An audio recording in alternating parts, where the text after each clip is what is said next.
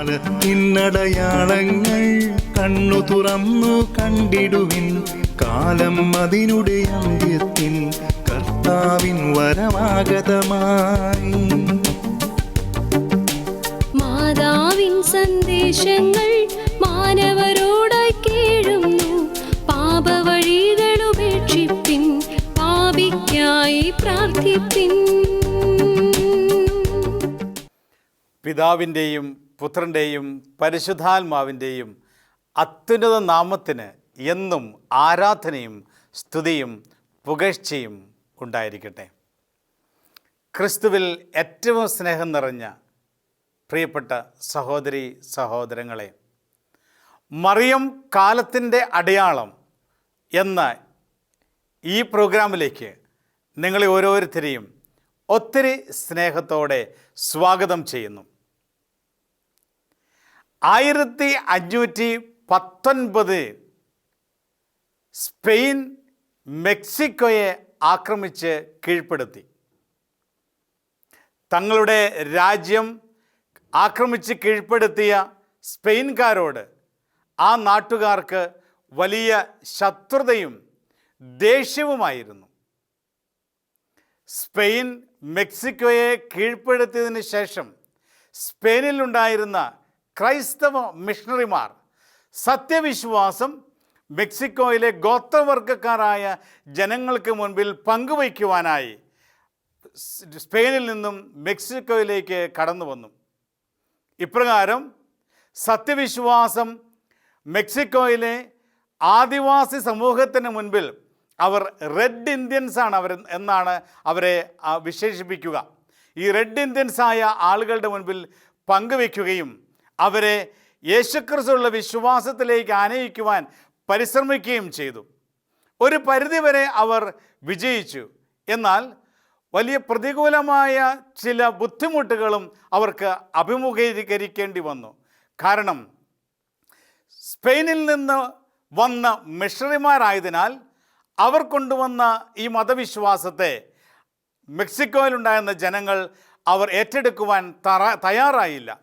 കത്തോലിക്ക സഭ സ്പെയിൻകാരുടെ ഒരു സഭയായി അവർ ചിന്തിക്കുകയും അതിലേക്ക് കടന്നു വരുവാൻ വിസമ്മതിക്കുകയും ചെയ്തു. എന്നാൽ മിഷണറിമാരുടെ കഠിനാധ്വാനത്തിൻ്റെയും പ്രാർത്ഥനയുടെയും ഫലമായി പിന്നീട് ദൈവാനുഗ്രഹത്താൽ പലരും ഈ വിശ്വാസത്തിലേക്ക് കടന്നു വരികയുണ്ടായി. ഈ സാഹചര്യത്തിലാണ് സ്പാനിഷ് ഭാഷയിൽ ഹുവാൻ എന്നും ഇംഗ്ലീഷ് ഭാഷയിൽ ജുവാൻ എന്നും അറിയപ്പെടുന്ന ജുവാൻ ഡിയോഗ എന്ന ഒരു വ്യക്തിയും അദ്ദേഹത്തിൻ്റെ ഭാര്യ ലൂസിയും മെക്സിക്കോയിൽ ടെപ്പിയാക് എന്ന കുന്നിന് അടുത്ത് താമസിച്ചിരുന്നു. വളരെ തീഷ്ണതയുള്ള ക്രൈസ്തവ വിശ്വാസികളായിരുന്നു ഈ ദമ്പതിമാർ.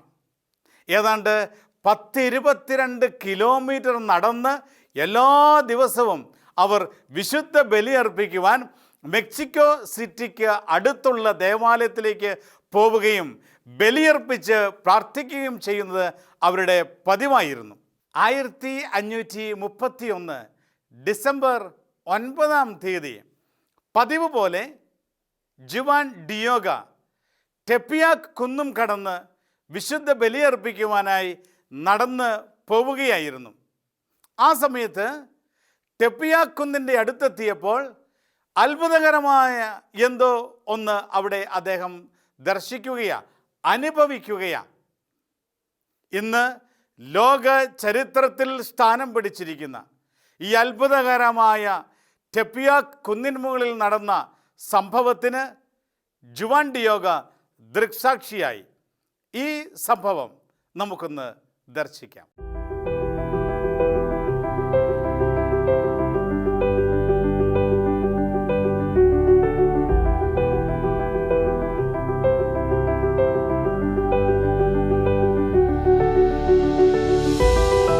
പതിനാറാം നൂറ്റാണ്ടിൽ പരിശുദ്ധ മറിയം മെക്സിക്കോയിലെ തണുത്തുറഞ്ഞ വിശ്വാസത്തെ പുനരുദ്ധരിച്ചുകൊണ്ട് പല പ്രാവശ്യം തന്റെ പ്രത്യക്ഷീകരണങ്ങൾ നൽകുകയുണ്ടായി. സമൂഹം അവഗണിക്കുകയും വിവേചനങ്ങൾക്ക് ഇരയാക്കുകയും ചെയ്ത ഗോത്രവംശജനെയാണ് പരിശുദ്ധ മറിയം തന്റെ അതിശ്രേഷ്ഠമായ പ്രത്യക്ഷീകരണത്തിനായി തിരഞ്ഞെടുത്തത് എന്നത് അമ്മയുടെ നിഷ്പക്ഷ മാതൃസ്നേഹത്തിന്റെ അടയാളം കൂടിയായാണ് ലോകം കണ്ടത്.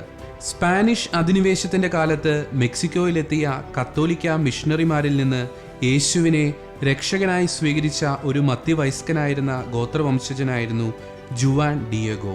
1531 ഡിസംബർ 9 മഞ്ഞു പെയ്യുന്ന കുന്നിൻ ചെരുവുകളിലൂടെ നേരം പുലരും മുമ്പേ 6 മൈൽ അകലെയുള്ള ലാറ്റേലോക്കോ നഗരത്തിലേക്ക് ദിവ്യബലി അർപ്പിക്കാൻ ജുവാൻ പുറപ്പെട്ടു. 6 വർഷം മുമ്പ് ക്രിസ്തുമതം സ്വീകരിച്ചതു മുതൽ പതിവ് തെറ്റിക്കാതെ എല്ലാ ശനിയും ഞായറും തന്റെ ശീലമായിരുന്നു അത്. ഭാര്യ മരിയ ലൂസിയയുടെ മരണത്തിന് ശേഷം ഈ യാത്രയിൽ അദ്ദേഹം ഒറ്റയ്ക്കായി. പെട്ടെന്ന് മലമുകളിൽ സ്വർഗീയമായ ഒരു ഗാനാലാപത്തിന്റെ പിന്നണി ശബ്ദത്തിൽ മധുരമായ സ്വരത്തിൽ ഒരു സ്ത്രീ തന്റെ പേര് വിളിക്കുന്നത് അവൻ കേട്ടു. സ്വരം കേട്ട സ്ഥലത്തേക്ക് ജുവാൻ ആകാംക്ഷയോടെ നടന്നു ചെന്നു. അസാമാന്യ സൗന്ദര്യം തുളുമ്പുന്ന ഒരു യുവതിയെ ജുവാൻ കണ്ടു. അവളുടെ തേജസ്സിൽ മല മുഴുവൻ ശോഭിച്ചു. സ്നേഹവാത്സല്യത്തോടെ യുവതി ജുവാനോട് പ്രാദേശിക ഭാഷയായ നഹാറ്റ്വലയിൽ ഇപ്രകാരം പറഞ്ഞു: എനിക്കേറ്റവും പ്രിയപ്പെട്ട എൻ്റെ മകനെ, ഞാൻ സകലത്തിൻ്റെയും സൃഷ്ടാവും ആകാശത്തിൻ്റെയും ഭൂമിയുടെയും കർത്താവുമായ സത്യദൈവത്തിൻ്റെ അമ്മയും നിത്യകന്യകയുമായ മറിയമാണെന്ന് തിരിച്ചറിയുക. ഇവിടെ എൻ്റെ നാമധേയത്തിൽ ഒരു ദേവാലയം നിർമ്മിക്കണമെന്ന് ഞാൻ ആഗ്രഹിക്കുന്നു. എന്നെ തേടുന്നവർക്കും സ്നേഹിക്കുന്നവർക്കും അവരുടെ സങ്കടങ്ങളിലും വേദനകളിലും ഞാൻ ആശ്വാസം നൽകും. നീ കണ്ടതും കേട്ടതുമായ കാര്യങ്ങൾ ബിഷപ്പിനോട് പറയുക. ഞാൻ നിനക്ക് പ്രതിഫലം നൽകും. എളിമയോടെയും വിധേയത്വത്തോടെയും ആ 57-കാരൻ തന്നെ ഏൽപ്പിച്ച ദൗത്യത്തിനായി ഭയസംശയങ്ങൾ ലേശമില്ലാതെ പുറപ്പെട്ടു.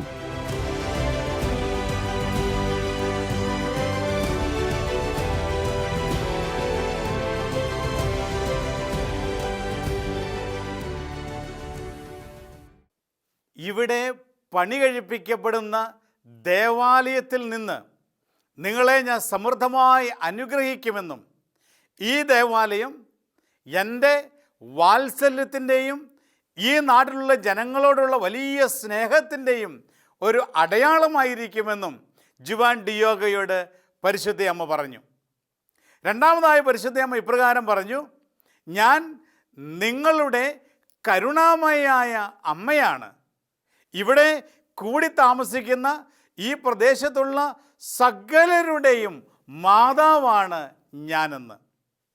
മൂന്നാമതായി പരിശുദ്ധ അമ്മ ഇപ്രകാരം പറഞ്ഞു: നിങ്ങളുടെ കണ്ണുനീരും നിങ്ങളുടെ കഠിനാധ്വാനവും നിങ്ങളുടെ വേദനയും എല്ലാം സ്വർഗത്തിൽ എത്തിയിട്ടുണ്ട്.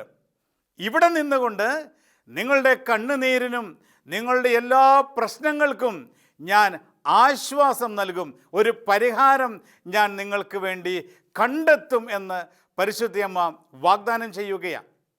ഇത് കേട്ട ഉടനെ തന്നെ പരിശുദ്ധ അമ്മയുടെ ഈ പ്രത്യക്ഷപ്പെടലിൽ അമ്മ നൽകിയ ദൗത്യം, ഇവിടെ ഒരു ദേവാലയം പണിയണം എന്നുള്ളത്, ആ ദൗത്യം ഏറ്റെടുത്തുകൊണ്ട് ജുവാൻ സ്ഥലത്തെ മെത്രാൻ്റെ അടുത്തേക്ക് ഓടുകയാണ്. അവിടെ ചെന്ന് മെത്രാനോട് ഈ കാര്യങ്ങൾ പറഞ്ഞ് ബോധ്യപ്പെടുത്തുവാൻ പരിശ്രമിച്ചു. എന്നാൽ മെത്രാൻ അത് പൂർണ്ണമായി വിശ്വസിക്കുന്നില്ല. മെത്രാൻ്റെ അടുത്ത് ഈ ദൗത്യമായി ചെന്നപ്പോൾ ഒരുപക്ഷേ അതിൽ ഞാൻ പൂർണ്ണമായി വിജയിച്ചില്ല, ഒരുപക്ഷെ പരാജിതനായി എന്ന് പോലും ചിന്തിച്ചുകൊണ്ട് നിരാശയോടെ ജുവാൻ ഡിയോഗ തിരിച്ചു വരികയാണ് ടെപ്പിയാക്ക് കുന്നിൻ മുകളിലേക്ക്.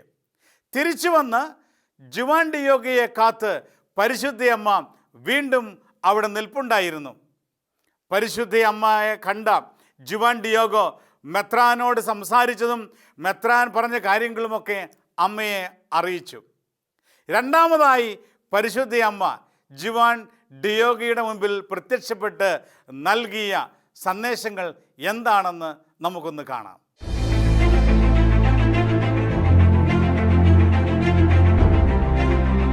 ബിഷപ്പ് ജുവാൻ ഡി സുരാഗയുടെ സ്വാഭാവികമായ സംശയങ്ങൾക്കും ചോദ്യങ്ങൾക്കും ഒരു കൊച്ചു കുഞ്ഞിനെ പോലെ ജുവാൻ ഡിയോഗോ നിഷ്കളങ്കമായ ഉത്തരങ്ങൾ നൽകി. എന്നാൽ ബിഷപ്പിന് അവയൊക്കെ അംഗീകരിക്കാൻ പ്രയാസമായിരുന്നു. അതീവ ദുഃഖിതനായി മടങ്ങിയ ജുവാനെ കാത്ത് ആദ്യം കണ്ട സ്ഥലത്ത് തന്നെ പരിശുദ്ധ മറിയം നിൽക്കുന്നുണ്ടായിരുന്നു. ജുവാൻ പറഞ്ഞു: ഏറ്റവും പ്രിയമുള്ള രാജ്ഞി, എൻ്റെ മകളെ, ഞാൻ പറഞ്ഞതൊക്കെ ബിഷപ്പ് അതീവ ശ്രദ്ധയോടെ ശ്രവിച്ചെങ്കിലും അദ്ദേഹം എന്നെ വിശ്വസിച്ചില്ല. ഞാൻ കെട്ടിച്ചമച്ച കഥകളായാണ് അവയെല്ലാം അദ്ദേഹത്തിന് തോന്നിയത്. അതിനാൽ എളിയവനും ദരിദ്രനുമായ ഞാൻ അങ്ങയുടെ ഈ ദൗത്യത്തിന് യോഗ്യനല്ല. ഉന്നത കുലത്തിൽപ്പെട്ട സ്വാധീനമുള്ള ആരെയെങ്കിലും അയച്ചാലും അങ്ങയെ പ്രസാദിപ്പിക്കാനാവാത്തതിൽ എന്നോട് ക്ഷമിച്ചാലും. അതിയായ ആർദ്രതയോടെ ജുവാനെ നോക്കി പരിശുദ്ധ മറിയം പറഞ്ഞു, എൻ്റെ ഈ പദ്ധതിക്കായി ഞാൻ നിന്നെയാണ് തിരഞ്ഞെടുത്തിരിക്കുന്നത്. നിന്നെ അയച്ചിരിക്കുന്നത് സത്യദൈവത്തിൻ്റെ അമ്മയായ കന്യകാ മറിയമാണെന്ന് ബിഷപ്പിനോട് വീണ്ടും പറയുക. ഈ വാക്കുകളിൽ നിന്ന് ധൈര്യവും ആത്മവിശ്വാസവും സംഭരിച്ച് ജുവാൻ പറഞ്ഞു, ഞാനിതാ സന്തോഷത്തോടെ പോകുന്നു. അങ്ങ് ഏൽപ്പിച്ച കാര്യത്തിനായി ഞാൻ പരിശ്രമിച്ചുകൊണ്ടേയിരിക്കും. ഞാൻ വീണ്ടും വരുന്നതുവരെ ഇവിടെ ശാന്തമായി വിശ്രമിച്ചാലും. പരിശുദ്ധ അമ്മയുമായിട്ടുള്ള ഈ സംഭാഷണത്തിൽ ജുവാൻ ഡിയോഗോ അമ്മയോട് ഇപ്രകാരം പറഞ്ഞു, അമ്മേ, ഈ ഒരു പദ്ധതി ഈ ലോകത്ത് പൂർത്തീകരിക്കപ്പെടേണ്ടതിന് പരിശുദ്ധ അമ്മ മറ്റ് ആരെയെങ്കിലും അല്ലെ മറ്റൊരു വ്യക്തിയെ തിരഞ്ഞെടുക്കണം. എനിക്കതിനുള്ള യോഗ്യതയൊന്നുമില്ല. മറ്റേ ആരെയെങ്കിലും ഈ ദൗത്യം ഏൽപ്പിക്കണം. അപ്പോൾ പരിശുദ്ധ അമ്മ ജുവാനോട് പറഞ്ഞു, മകനെ, എൻ്റെ ഈ പദ്ധതി ഈ ലോകത്ത് പൂർത്തീകരിക്കപ്പെടുന്നതിന് വേണ്ടി എനിക്ക് വേറെ പലരെയും തിരഞ്ഞെടുക്കുവാനായിട്ട് സാധിക്കും. എന്നാൽ ഇവിടെ ഈ പദ്ധതി പൂർത്തീകരിക്കപ്പെടേണ്ടത് നിന്നിലൂടെ തന്നെയാണ് എന്നതാണ് സ്വർഗത്തിൻ്റെ ആവശ്യം. അതുകൊണ്ട് നീ തന്നെ ഈ പദ്ധതി ഏറ്റെടുക്കണം എന്ന് പരിശുദ്ധ അമ്മ ജുവാനോട് ആവശ്യപ്പെടുകയാണ്. ജുവാൻ ഇപ്രകാരം പരിശുദ്ധ അമ്മയോട് ഈ ഒരു ദൗത്യം മറ്റാരെയെങ്കിലും ഏൽപ്പിക്കണമെന്ന് പറയുവാൻ കാരണമുണ്ട്. കാരണം ഒന്ന്, അദ്ദേഹത്തിന് സമൂഹത്തിൽ ഒരു കുലമഹിമയൊന്നും ഉണ്ടായിരുന്ന ഒരു വ്യക്തിയല്ല. ഒരു ആദിവാസി ഗോത്രത്തിൽപ്പെട്ട ഒരു സാധാരണ കർഷകനായിരുന്നു ഈ വ്യക്തി. അതുകൊണ്ട് ജുവാൻ ഇങ്ങനെ തോന്നി, ഒന്നാമതായി പരിശുദ്ധയമ്മ പറയുന്ന പല കാര്യങ്ങളും മനസ്സിലാകുന്നില്ല. രണ്ട്, പിതാവിൻ്റെ അടുത്ത് പോയി കാര്യങ്ങൾ സംസാരിച്ചപ്പോൾ അദ്ദേഹത്തിനൊരു സ്വീകാര്യതയുള്ള ഒരു വ്യക്തിത്വമൊന്നും എനിക്കില്ല. രണ്ട്, ഒരു കുലമഹിമയുള്ള ഒരു കുടുംബത്തിലൊന്നും പിറന്നയാളല്ല ഞാൻ. അതുകൊണ്ട് സമൂഹത്തിൽ ഏറ്റവും താഴ്ന്നവനായി തന്നെ ഈ ജുവാൻ ഡിയോഗോ കരുതുകയാണ്. അതോടൊപ്പം തന്നെ മെത്രാനെ കണ്ടപ്പോൾ മെത്രാൻ ഇപ്രകാരം കൂടി ജുവാൻ ഡിയോഗോട് പറയുകയുണ്ടായി, സമൂഹത്തിൽ അറിയപ്പെടുകയും സ്വാധീനവുമുള്ള മറ്റൊരു വ്യക്തിക്ക് കൂടി പരിശുദ്ധ അമ്മ പ്രത്യക്ഷപ്പെടണമെന്ന് അമ്മയോട് ആവശ്യപ്പെടുവാൻ മെത്രാൻ ജുവാൻ ഡിയോഗോട് ആവശ്യപ്പെടുകയുണ്ടായി. മെത്രാൻ ഇപ്രകാരം ആവശ്യപ്പെടുവാനുള്ള കാരണമുണ്ട്. കാരണം ആ കാലഘട്ടത്തിൽ സഭയെ തകർക്കുവാനായി മറ്റ് ചില മതമേധാവികളും ജ്യോത്സ്യന്മാരുമൊക്കെ വളരെ കിണഞ്ഞ് പരിശ്രമിച്ചു കൊണ്ടിരുന്ന ഒരു കാലഘട്ടമായിരുന്നു അത്. കിരാതമായ നരഹത്യയും വിഗ്രഹാരാധനയുമൊക്കെ കൂട്ടിക്കുഴച്ച് വലിയ ദുരാചാരങ്ങൾ നടമാടിയിരുന്ന ഒരു കാലഘട്ടം കൂടിയായിരുന്നു അന്ന് ആ പ്രദേശങ്ങളിൽ. അതുകൊണ്ട് ആരെ വിശ്വസിക്കും ആരെ വിശ്വസിക്കേണ്ട എന്നൊക്കെ തീരുമാനിക്കുക അത്ര എളുപ്പമുള്ളതായിരുന്നില്ല. എല്ലാവരെയും കണ്ണടച്ച് വിശ്വസിക്കുക ആ കാലഘട്ടത്തിൽ ആ പ്രദേശത്ത് അത്ര സാധിക്കുമായിരുന്ന കാര്യമല്ല. അതുകൊണ്ടാണ് മെത്രാൻ പറയുക, സ്വാധീനമുള്ള സമൂഹത്തിൽ സ്വാധീനവും വിശ്വസതയുമുള്ള മറ്റൊരു വ്യക്തിക്ക് കൂടി പ്രത്യക്ഷപ്പെടണമെന്ന്. പ്രിയമുള്ള സഹോദരങ്ങളെ, എന്നാൽ നമ്മൾ മനസ്സിലാക്കുന്ന ഇപ്രകാരമാണ്, സമൂഹത്തിൻ്റെ ഏറ്റവും താഴത്തെ തട്ടിൽ നിൽക്കുന്ന ഒരു ആദിവാസി യുവാവിനെയാണ് ഇന്ന് ലോകത്തിന് മുഴുവനും, ഇല്ലെങ്കിൽ ചരിത്രത്തിൽ തന്നെ സ്ഥാനം പിടിച്ച് ലോകത്തിന് മുഴുവനും അനുഗ്രഹമായി മാറിയ ഗ്വാഡലൂപ്പയിലെ സന്ദേശങ്ങളും ദൈവിക പദ്ധതികളും പൂർത്തീകരിക്കുവാൻ ദൈവം തിരഞ്ഞെടുക്കുകയും ഈ ഉത്തരവാദിത്വം ഏൽപ്പിക്കുകയും ചെയ്യുക. ടെപ്പിയാക്ക് കുന്നിൻ മലമുകളിൽ പ്രത്യക്ഷപ്പെട്ട് പരിശുദ്ധ അമ്മ നൽകിയ സന്ദേശങ്ങൾ ഇന്ന് ഗ്വാഡലൂപ്പ മാതാവിൻ്റെ സന്ദേശങ്ങൾ എന്നാണ് ലോകത്ത് അറിയപ്പെടുക. ഗ്വാഡലൂപ്പ മാതാവ് എന്നാണ് മെക്സിക്കോയിലെ ടെപ്പിയാക്ക് മലകളിൽ പ്രത്യക്ഷപ്പെട്ട പരിശുദ്ധ അമ്മയെ ഇന്ന് ലോകം വിളിക്കുകയും ആദരിക്കുകയും ചെയ്യുക. വിശുദ്ധ ലൂക്കായുടെ സുവിശേഷത്തിൻ്റെ 10-ാം അധ്യായത്തിൻ്റെ 21-ാം തിരുലിഖിതത്തിലും വിശുദ്ധ മത്തായുടെ സുവിശേഷത്തിൻ്റെ 11-ാം അധ്യായത്തിൻ്റെ 25-ാം തിരുലിഖിതത്തിലും യേശുക്രിസ്തു ഇപ്രകാരം പ്രാർത്ഥിക്കുന്ന ഒരു പ്രാർത്ഥനയുണ്ട്. സ്വർഗസ്ഥനായ പിതാവേ, ഞാൻ അങ്ങയെ സ്തുതിക്കുന്നു, കാരണം അങ്ങ് ഈ കാര്യങ്ങൾ ബുദ്ധിമാന്മാരിൽ നിന്നും വിവേകികളിൽ നിന്നും മറച്ചുവെച്ച് ശിശുക്കൾക്ക് വെളിപ്പെടുത്തുന്നതിനെ ഓർത്ത് ഞാൻ അങ്ങയെ സ്തുതിക്കുന്നുവെന്ന്. പ്രിയമുള്ള സഹോദരങ്ങളെ, ഈ തിരുലിഖിതങ്ങളുടെ പൂർത്തീകരണമാണ് ഇന്ന് ഗ്വാഡലുപ്പയിൽ നമ്മൾ കണ്ടുകൊണ്ടിരിക്കുക. ബുദ്ധിമാന്മാരും സമൂഹത്തിൽ ഉന്നത നേതൃത്വ സ്ഥാനം വഹിച്ചിരുന്നവരും വിവേകികളും ജ്ഞാനികളുമൊക്കെ അവിടെ ഉണ്ടായിരുന്നു. എന്നാൽ സ്വർഗം തൻ്റെ പദ്ധതി വിവേകികളിൽ നിന്നും ബുദ്ധിമാന്മാരിൽ നിന്നും മറച്ചുവെച്ച് ശിശുവായ ജുവാൻ ഡിയോഗയെ ഏൽപ്പിക്കുന്ന സ്വർഗത്തിൻ്റെ ഒരു അത്ഭുതകരമായ ഇടപെടൽ നമ്മളിവിടെ കാണുകയാണ്. പ്രിയമുള്ള സഹോദരങ്ങളെ, ഈ സന്ദേശം എനിക്കും നിങ്ങൾക്കും വേണ്ടിയുള്ളതാണ്. പരിശുദ്ധ അമ്മയുടെ സ്വർഗത്തിൻ്റെ ഇടപെടൽ ഇന്ന് ലോകത്തുള്ള സകല മക്കൾക്കും വേണ്ടിയുള്ളതാണ്. നമ്മളൊക്കെ ഒരുപക്ഷെ ചില സാഹചര്യങ്ങളിലെങ്കിലും മറ്റുള്ളവരുമായി നമ്മളെ താരതമ്യം ചെയ്ത് ഇപ്രകാരം ചിന്തിക്കാറുണ്ട്. എനിക്കിത്രമാത്രം കഴിവില്ല, ഇല്ലെങ്കിൽ മറ്റൊരു വ്യക്തിയെക്കുറിച്ച് ഓർത്ത് ആ വ്യക്തി ചെയ്യുന്നത് പോലെയൊക്കെ ചെയ്യുവാൻ എനിക്ക് സാധിക്കുന്നില്ലല്ലോ, ഇല്ലെങ്കിൽ ആ മറ്റുള്ളവർ ആഗ്രഹിക്കുന്ന രീതിയിൽ ഒരു ഉയരുവാനോ സമൂഹത്തിൽ വളർന്നു വരുവാനോ എനിക്ക് സാധിക്കുന്നില്ലല്ലോ എന്നൊക്കെയുള്ള ചില വേദനകളുമായി മുന്നോട്ട് പോകുന്ന വ്യക്തികളുണ്ടാകാം. സഹോദരങ്ങളെ, സമൂഹത്തിൽ ആർക്കും വേണ്ടാത്തവനായി ഇല്ലെങ്കിൽ ആർക്കും വേണ്ടാത്തവളായി കണക്കാക്കപ്പെടുന്ന വ്യക്തികളെയാണ് സ്വർഗത്തിന് വേണ്ടത് എന്ന് ഈ അനുഭവങ്ങളിലൂടെ നമ്മൾ മനസ്സിലാക്കുകയാണ്.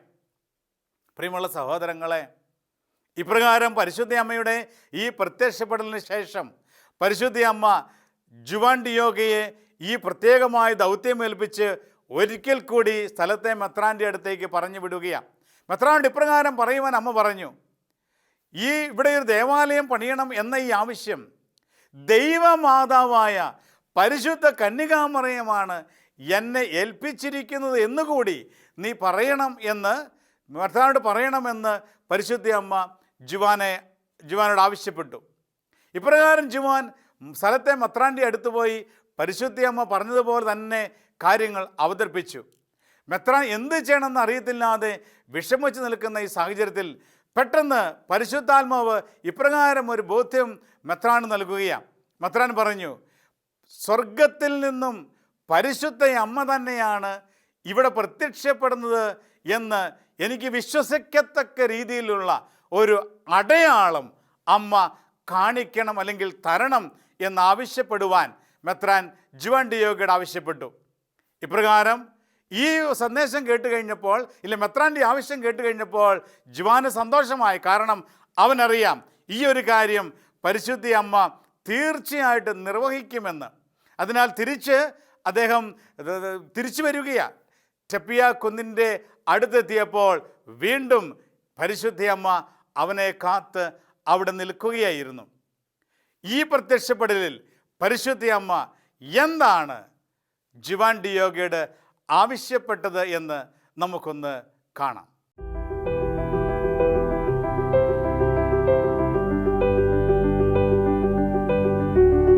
ജുവാൻ ഡിയേഗോ നിസ്സഹായനായി കണ്ണുനീരൊഴുക്കി ബിഷപ്പിനോട് വീണ്ടും പരിശുദ്ധ മറിയത്തിൻ്റെ ആഗ്രഹത്തെപ്പറ്റി സംസാരിച്ചു. ഈ പ്രത്യക്ഷീകരണത്തിനുള്ള സ്ഥിരീകരണത്തിനായി ഒരടയാളം ബിഷപ്പ് ആവശ്യപ്പെട്ടു. ബിഷപ്പിൻ്റെ നിർദ്ദേശമനുസരിച്ച് രണ്ടുപേർ ജുവാൻ അറിയാതെ അവനെ അനുയാത്ര ചെയ്തു.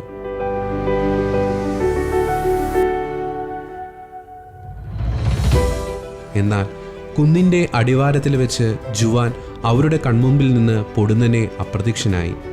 ക്ഷുഭിതരായ ആ രണ്ടുപേർ മടങ്ങിച്ചെന്ന് ബിഷപ്പിനെ ഇതേപ്പറ്റി അറിയിച്ചു.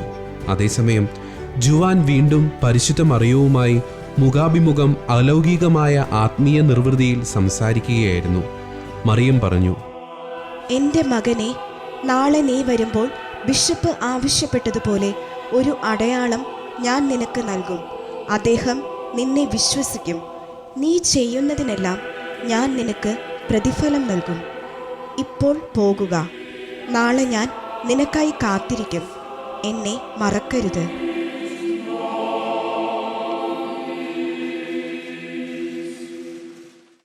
പരിശുദ്ധ അമ്മയുമായിട്ടുണ്ടായ ഈ സംഭാഷണത്തിന് ശേഷം ജുവാൻ മെത്രാൻ്റെ അടുത്തേക്കല്ല പോവുക, തൻ്റെ വീട്ടിലേക്കാണ്.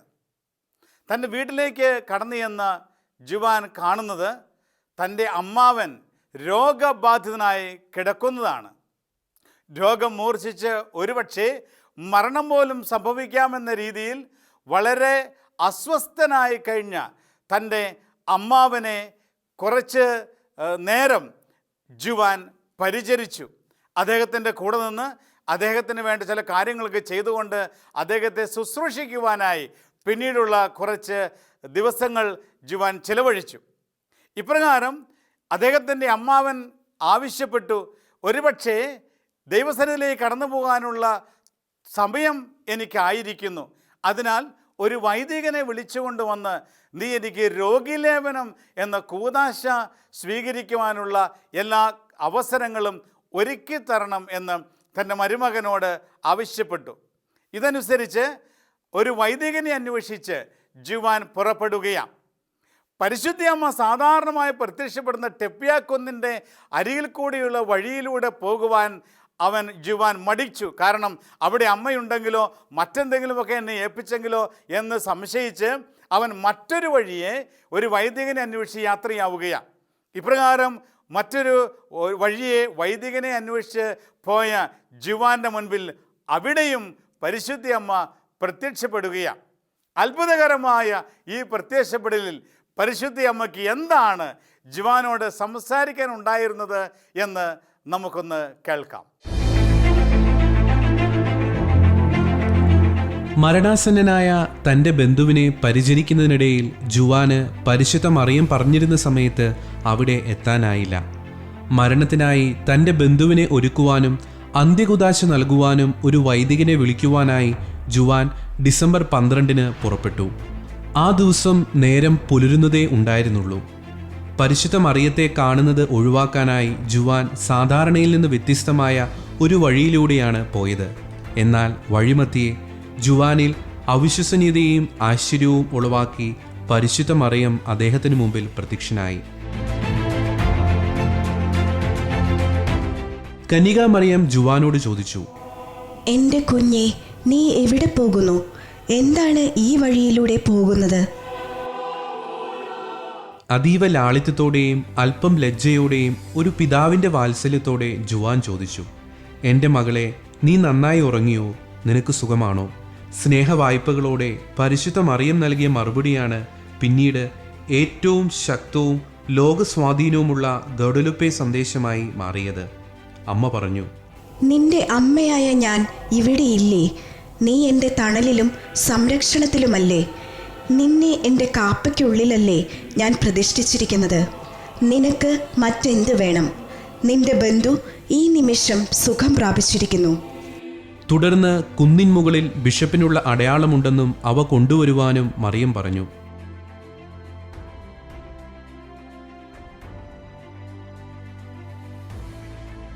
അവിടെ ജുവാൻ കണ്ടത് വിസ്മയകരമായ ഒരു കാഴ്ചയായിരുന്നു. കൊടുംതണുപ്പിൽ ആ പ്രദേശത്തെങ്ങും കാണാറില്ലാത്ത റോസാപ്പൂക്കൾ തഴച്ചു വളർന്നു നിൽക്കുന്നത് കണ്ട് ജുവാൻ അത്ഭുത സ്തബ്ധനായി.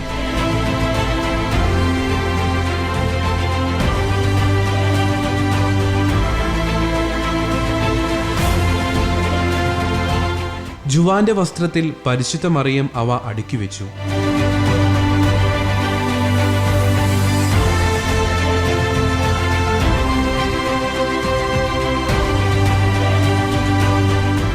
ബിഷപ്പിന്റെ അടുത്ത് പ്രവേശിക്കുന്നതിൽ നിന്നും കാവൽക്കാർ തടഞ്ഞെങ്കിലും ജുവാൻ ഒരുവിധം അകത്തു കയറി. ബിഷപ്പിനോട് ജുവാൻ പറഞ്ഞു, ഇതാ അങ്ങ് ആവശ്യപ്പെട്ട അടയാളം. ജുവാന്റെ വസ്ത്രത്തിൽ നിന്ന് ഉതിർന്നു വീണ വർണ്ണശബളമായ റോസാപുഷ്പങ്ങളുടെ സുഗന്ധം അവിടമാകെ എല്ലാവരെയും അത്ഭുത സ്തബ്ധരാക്കി.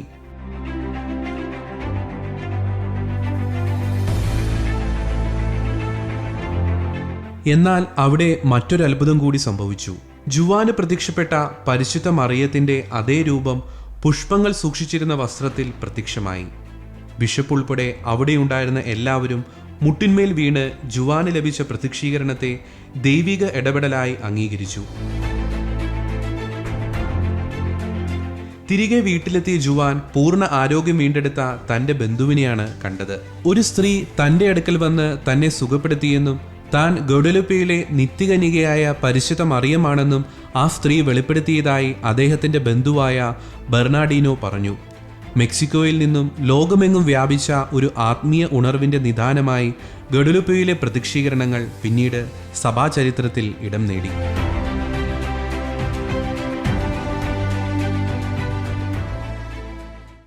ഈ ദർശനത്തിലൂടെ ജുവാനെ അവിശ്വസിച്ചിരുന്ന എല്ലാവരും ഇത് സ്വർഗത്തിൻ്റെ യഥാർത്ഥമായ ഒരു ഇടപെടലാണ് എന്ന് മനസ്സിലാക്കുകയും അദ്ദേഹത്തെ അംഗീകരിച്ച് സ്വീകരിക്കുകയും ചെയ്തു.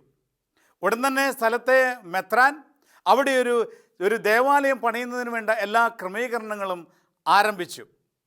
ഇപ്രകാരം മെക്സിക്കോയിൽ വളരെ പ്രയാസപ്പെട്ട് ജീവിച്ചിരുന്ന, അതായത് നരഹത്യയുടെയും ദുരാചാരങ്ങളുടെയിൽ ജീവിച്ചിരുന്ന ജനസമൂഹത്തിന് സ്വർഗത്തിന് വേണ്ടി നേടുവാൻ പരിശുദ്ധ അമ്മ ഇറങ്ങി വന്ന് ഒരു ആദിവാസി യുവാവിലൂടെ സ്വർഗത്തിൻ്റെ പദ്ധതികൾ അവിടെ ക്രമീകരിക്കുകയും പൂർത്തീകരിക്കുകയും ചെയ്തു.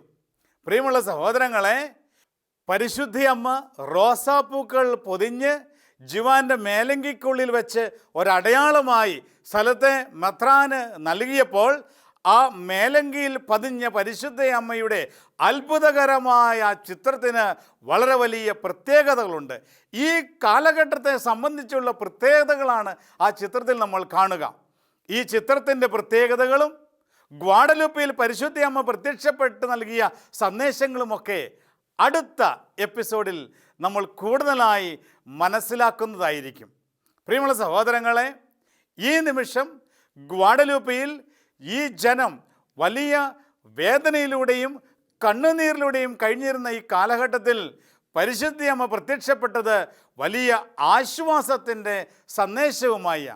ഇന്ന് നമ്മൾ ഓരോരുത്തരും, നമ്മുടെ രാജ്യവും ലോകം മുഴുവനും ഇപ്രകാരം ഒരു ഭീതിയിലൂടെ കടന്നുപോയിക്കൊണ്ടിരിക്കുക. കൊറോണ വൈറസിൻ്റെ ആധിക്യം മൂലം ഇപ്രകാരം ഈ കൊറോണ വൈറസ് ഇന്ന് വൈഡ് സ്പ്രെഡ് ആയിക്കൊണ്ടിരിക്കുന്ന ഈ അവസരത്തിൽ ഗ്വാദലുപ്പ മാതാവിൻ്റെ പ്രത്യേകമായ ഒരു സഹായവും സംരക്ഷണവും നമുക്ക് യാചിക്കാം. പരിശുദ്ധ അമ്മയുടെ കരങ്ങളിലേക്ക് നമ്മളെയും ഈ ലോകം മുഴുവനെയും നമുക്കൊന്ന് ഏൽപ്പിച്ചു കൊടുക്കാം. ഇപ്രകാരം ഈ ലോകത്ത് ഉണ്ടായിക്കൊണ്ടിരിക്കുന്ന സകല തിന്മകളും പകർച്ചവ്യാധികളും എല്ലാം ഗ്വാദലുപ്പ മാതാവിൻ്റെ പ്രത്യേകമായ മധ്യസ്ഥതയിൽ ഉന്മൂലനം ചെയ്യപ്പെടുന്നതിന് വേണ്ടിയും നമ്മൾ ഓരോരുത്തരും പരിശുദ്ധ അമ്മയുടെ തിരുക്കാപ്പയ്ക്കുള്ളിൽ സുരക്ഷിതരാകുന്നതിന് വേണ്ടി ഒരു നിമിഷം നമുക്ക് ലോകത്തെ മുഴുവനും അമ്മയുടെ വിമല ഹൃദയത്തിലേക്ക് സമർപ്പിച്ച് പ്രാർത്ഥിക്കാം. പരിശുദ്ധ അമ്മേ, മാതാവേ, ഗ്വാദലുപ്പയിൽ ആശ്വാസത്തിൻ്റെ സന്ദേശമായി കടന്നു വന്ന പരിശുദ്ധ അമ്മേ, ഇന്ന് ലോകം നേരിട്ടുകൊണ്ടിരിക്കുന്ന ഈ പ്രതിസന്ധിയിൽ നിന്ന് ഞങ്ങളെ ഓരോരുത്തരെയും രക്ഷിക്കണമേ എന്ന് അമ്മയുടെ പുത്രനായ യേശുക്രിസ്തുവിനോട് യാചിക്കണമേ എന്ന് ഞങ്ങൾ അപേക്ഷിക്കുന്നു.